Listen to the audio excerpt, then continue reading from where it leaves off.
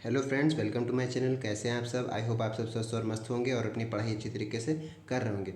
तो फ्रेंड्स, आज की जो हमारी वीडियो का टॉपिक है वो है स्थिर वैद्युत विभव तथा धारिता। विभव तथा उसकी धारिता मतलब उसका कैसे मात्रक निकालेंगे, कैसे उसका हम लोग विमा बताएंगे। आज हम लोग इस वीडियो में सारी बात करने वाले हैं। क्लास 12 फिजिक्स का मोस्ट इंपॉर्टेंट टॉपिक है ये, 5 नंबर में आपका पूछा जाता है। ठीक है, तो उसको अच्छी तरीके से कॉपी पर लेके बैठे हैं तो उसको अच्छी तरीके से नोट कर लीजिएगा और साथ साथ समझते रहिएगा।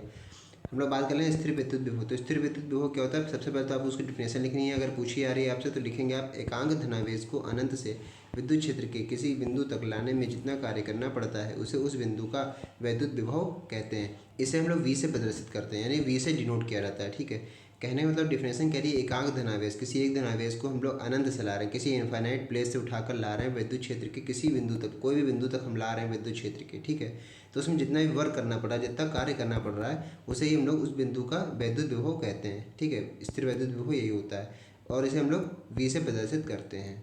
माना एक परीक्षण आवेश क्यू नॉट को अनंत से विद्युत क्षेत्र के किसी बिंदु तक लाने में डब्ल्यू कार्य करना पड़ता है, तब इस बिंदु पर विभव। ये तो आपकी पूरी ऊपर वाली जो 3 लाइन्स देख रहे हैं कि पूरी डिफिनेशन हो गया आपकी। ठीक है, जो ब्लू कलर से है ये आपकी पूरी डिफिनेशन है। तो अगर डिफिनेशन आपसे पूछी जाए तो अब लिखेंगे, फिर आपको डेरिवेशन दिखानी है। डेरिवेशन प्रूव करने के लिए आपको ये थोड़ी सी लाइन लिखनी पड़ेगी।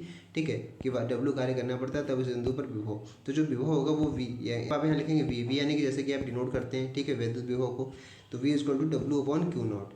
We is equal to W upon Q naught का मतलब मात्रक क्या हो जाएगा? मात्रक यहाँ से बना लीजिए। मात्रक क्या बनेगा? जूल पर कूलम। वर्क जो कार्य है डब्ल्यू, वर्क का जो मात्रक होता है वो जूल होता है। और जो आवेश है हमारा जानते हैं आवेश का मात्रक क्या होता है, और ये जो आवेश है आवेश का मात्रक कूलम, तो जूल पर कूलम। ऐसा ही पद्धति में अगर इसका मात्रक पूछा है आपसे तो वोल्ट बताएंगे। क्यों? जूल पर कूलम को हम लोग वोल्ट कहते हैं। ठीक है, तो विभव तो हम बता सकते हैं कि स्थिर वैद्युत विभव का जो मात्रक है ऐसा ही पद्धति में वो है वोल्ट। तो V equal to W upon Q naught. ठीक, तो ये हमारा हो गया स्थिर वैद्युत विभव। अब इसका डेरिवेशन देख लेते हैं आगे। डेरिवेशन में सब कुछ आज हम लोग जानेंगे, डेरिवेशन भी समझेंगे और विमीय सूत्र कैसे निकाला जाता है वो आज हम सब कुछ इसमें समझने वाले हैं। सबसे पहले अगर बात कर लें, यदि W बराबर 1 जूल अगर आपसे क्वेश्चन दिया जा रहा है तो उसमें क्या मान लेते हैं, एक एग्जाम्पल के लिए हमने माना W जो वर्क हम कर रहे हैं वो है 1 जूल। ठीक है, क्योंकि जूल में वर्क होता है, क्योंकि जो वर्क होता है वो जूल में होता है। और Q बराबर 1 कूलम, Q जो है वो 1 कूलम। एग्जाम्पल के लिए माना हमने जो वर्क करा है वो 1 जूल है और आवेश क्या है 1 कूलम है। तो हमारा ऊपर वाले फॉर्मूले की तरह क्या, तो हमारा ऊपर वाले फॉर्मूले से क्या बन के आएगा, V equal to W upon Q था फॉर्मूला, तो डब्ल्यू अपॉन क्यू की वैल्यू रख दी 1 जूल बटे 1 कूलम, तो बराबर 1 वोल्ट आएगा। अगर ध्यान रखिए, थ्योरी हमारी ये कह रही है, अतः 1 कूलम आवेश को अनंत से विद्युत क्षेत्र के किसी बिंदु तक लाने में 1 जूल कार्य करना पड़े तो उस बिंदु का विभव 1 वोल्ट होगा। यही ऊपर न्यूमेरिकल कह रहा है हमारा। ठीक है, कह रहा है यानी कि 1 जूल कार्य करना पड़ रहा है 1 कूलम आवेश को लाने के लिए। कहाँ से? अनंत से। तब हमारा जो वोल्ट बनेगा वो 1 वोल्ट बनेगा टोटल। ठीक है, वैद्युत विभव। यहाँ पर देखिए लिखा जैसे प्लस क्यू आवेश है। ठीक है, प्लस क्यू आवेश है, तो यहाँ से हम लेके जा रहे हैं आवेश को 1 जूल कार्य करना पड़ रहा है। किस पॉइंट पर ला रहे हैं? बिंदु पी पर ला रहे हैं। ठीक है, तो बिंदु पी पर ला रहे हैं, हमें 1 जूल कार्य करना पड़ रहा है। किस आवेश को ला रहे हैं? 1 कूलम आवेश को ला रहे हैं, तो हमारा वोल्ट बनेगा वो 1 वोल्ट बनेगा। डेरिवेशन हो गई छोटी सी, आप बता सकते हैं प्रूविंग। अब आप यहाँ पर बताएंगे इसका विमीय सूत्र कैसे निकालेंगे विद्युत विभव का। ठीक है, तो विद्युत विभव का विमीय सूत्र निकालने के लिए आपको क्या करना है, जैसे डब्ल्यू अपॉन क्यू होता है फॉर्मूले के ही रख के आप विमीय सूत्र निकालेंगे। ठीक है, तो फॉर्मूला था V equal to W upon Q, तो डब्ल्यू की विमा बटे क्यू की विमा रख देनी है। तो डब्ल्यू की विमा जो हमारा वर्क होता है उसकी विमा क्या लिखेंगे आप, ml/t-2। ये तो हमारी डब्ल्यू की विमा हो गई है। विमा सूत्र आपने पढ़े होंगे, आपने चैप्टर में आपकी शुरुआत में दिए रखा होता है विमाएँ सारी। ठीक है, उसमें देखिएगा वर्क की जो है वो विमा है वो ये है ml/t-2। और क्यू की विमा क्या होगी, क्यू यानी कि आवेश की विमा क्या होती है, ए टी। ठीक है, हम लोग मिला के लिखेंगे कंबाइंड, यानी कि जो नीचे है वो ऊपर जाएगा तो पावर उसकी माइनस में जाएगी। वही चीज़ देखिए, लिखिए एम है, एम ऊपर है नीचे है नहीं तो इसलिए एम ऊपर सिंगल लिखा रहेगा, L2 है नीचे L2 है नहीं तो इसलिए L2 प्लस में रहेगा।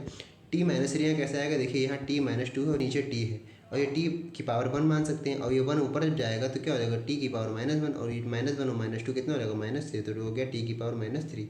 और a+1 है नीचे, ऊपर जाएगा तो a-1। तो ये नई जो विमा बन के आएगी हमारी विभव की वो आएगी ml/t-3 a-1।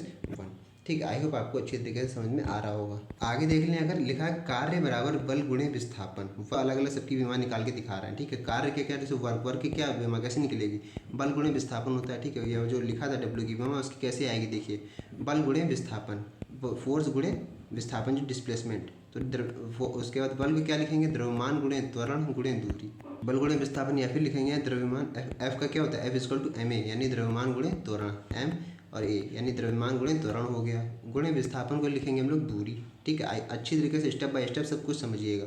तो द्रव्यमान गुणे त्वरण गुणे दूरी कैसे आया, इसी से आया, बल गुणे विस्थापन। बल यानी कि एफ की जगह एम ए लिख दिया, एम और ये ए है, ठीक है, और दूरी विस्थापन से दूरी आई है, ठीक। अब यहाँ पर देखिए द्रव्यमान, तो द्रव्यमान रहेगा गुणे त्वरण को हम लोग लिखते हैं वेग बटे समय। ध्यान रखिएगा, त्वरण को लिखते हैं हम लोग वेग बटे समय। यहाँ इसके बाद यहाँ हम लोग आए, ठीक। इस स्टेप के बाद हम लोग यहाँ देखना है। द्रव्यमान तो द्रव्यमान रहेगा ही, और वेग बटे समय यानी कि त्वरण को हम लोग लिखते हैं वेग बटे समय गुणे दूरी, दूरी तो दूरी रहेगी, ठीक है। अगला अब यहाँ नेक्स्ट स्टेप क्या होगा, द्रव्यमान तो द्रव्यमान रहेगा, दूरी देखिए यहाँ पर दूरी और ये वेग एक ही जैसे होते हैं, तो यहाँ दूरी क्या हो जाएगा, दूरी स्क्वायर।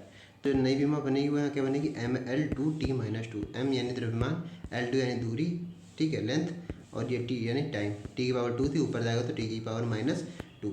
तो ये हमारी जो वर्क है उसका विमा ये है ml2t-2, जैसा कि मैंने अभी आपको ऊपर लिखा हुआ था। लेकिन आपको क्या, आपको तो विद्युत विभव की बतानी थी, वो हमारा आंसर यहीं पर आ चुका है, ठीक है। विद्युत विभव की बतानी थी, वो हमारा आंसर ये आया हुआ है, ठीक है। ये विमा है विद्युत विभव की, ठीक है। तो यही हमारी छोटी सी विद्युत विभव के बारे में बताया था। जैसे कि डिफिनेशन उसको सबसे पहले आपको लिख देनी है, फिर आपको थोड़ा सा डेरिवेशन बताना, और ये थ्योरी लिख के आपको उसका विमेय सूत्र लिख देना है, ठीक है। 5 नंबर आपके बिल्कुल फिक्स हो जाएंगे। और ये समझ लिए कहीं ना कहीं क्वेश्चन आपके पेपर में जरूर आता है, ठीक है।